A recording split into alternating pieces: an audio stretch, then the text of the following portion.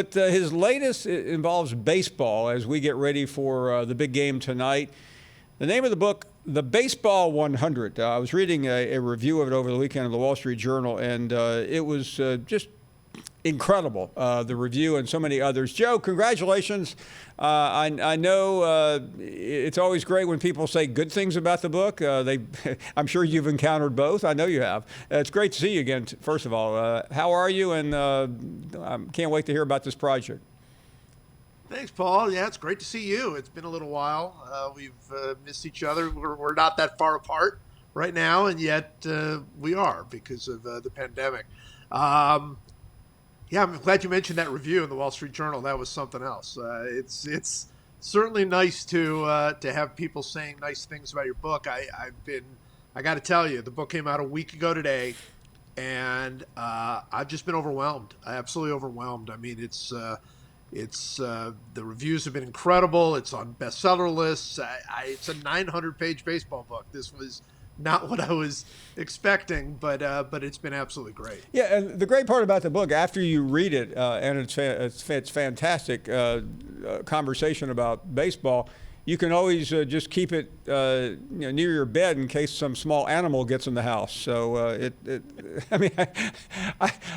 it's so many uses, Paul. So many uses. I had a friend who sent me a note saying that it came in the mail in a box, and his wife thought it was the refrigerator that they'd ordered. And so, I mean, it is big. It is 900 pages, almost 300,000 words.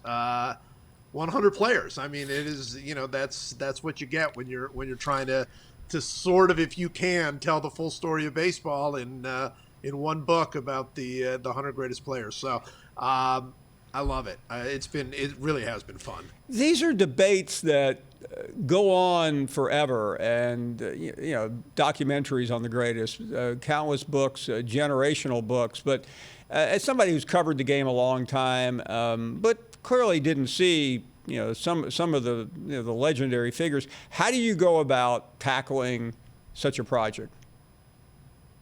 It's a good question. For me, this thing started with the statistics, right? So I had a friend of mine, and whose name is Tom Tango, who actually invented wins above replacement, which I'm sure a few of your listeners and viewers have heard of, and I wanted to just start. Let's start with a statistical thing where we compare people with the players of their time. We try to look at well-roundedness. We try to look at players who had very high peaks. That was really important to me. And let's put together a list. And we did it statistically. And there was a list, and it was a good one. And I liked it. And then it was a matter of adding and subtracting and moving people around and doing all kinds of things. And people who have gotten this book will know this book has players in there that there aren't very few stats. There are very few stats for. There are several Negro Leagues players in here. There's a Japanese player in here. I considered players from Cuba and Puerto Rico and from the times before they played in the major leagues. So it was really a mishmash of a lot of different things, but I think it came down to a lot of sort of gut feelings, experiences that I've had talking with people. And then at some point you just put it down and know people are going to hate your call, right? I mean, that's the great thing about this kind of list. My 100 is not going to be the same as anybody else's, and it's not going to be in the same order as anybody else's. So let's have some fun and argue about it. And there's perceptions out there, and they're pretty cemented by now. And we're talking about Babe Ruth and DiMaggio, Willie Mays, Hank Aaron. I mean, these are just names that if you're just walking down the street, who's the best baseball player, you're going to hear one of these names. But I was really intrigued, and we'll start with number one, because if we went 100 to 1, we'd be on until the end of the game tonight. But your number one is Willie Mays, and I spent 30 some odd years not far from where he grew up. In fact, driving to the Birmingham airport the other day. I was with a group of guys, and as we were going past Fairfield and Bessemer and these parts of Alabama, I said, right over here, this exit, you'll find two of the greatest baseball players. One that really never made it that big, and the other one who is considered among the best. And I was talking about Bo Jackson and Willie Mays, and everybody in the car just perked up.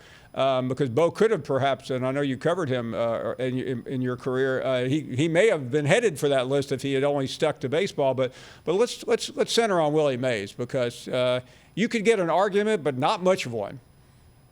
Well, you'll get the Babe Ruth argument, which is very fair. I mean, there are a lot of people who think Babe Ruth should be number one. Babe Ruth has been number one for so long. Obviously, great dominant hitter, maybe the most dominant hitter compared to his time as anybody. And then obviously was a pitcher before then. So that's a very difficult argument to go against.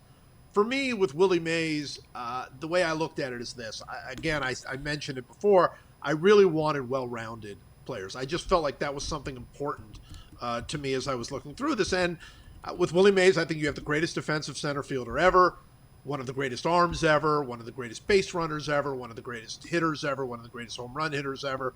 He was absolutely everything, and he did it with this level of joy that came through with every single thing he did.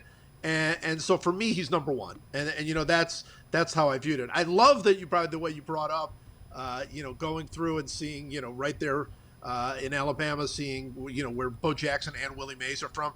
Because not that far, you go to Mobile and you got Henry Aaron and Billy Williams. And it's the baseball that has come out of Alabama is so stunning. And I just want to say this is not related directly to the book. I really hope that they play a Major League Baseball game in Alabama. Thanks for watching ESPN on YouTube. For live streaming sports and premium content, subscribe to ESPN+.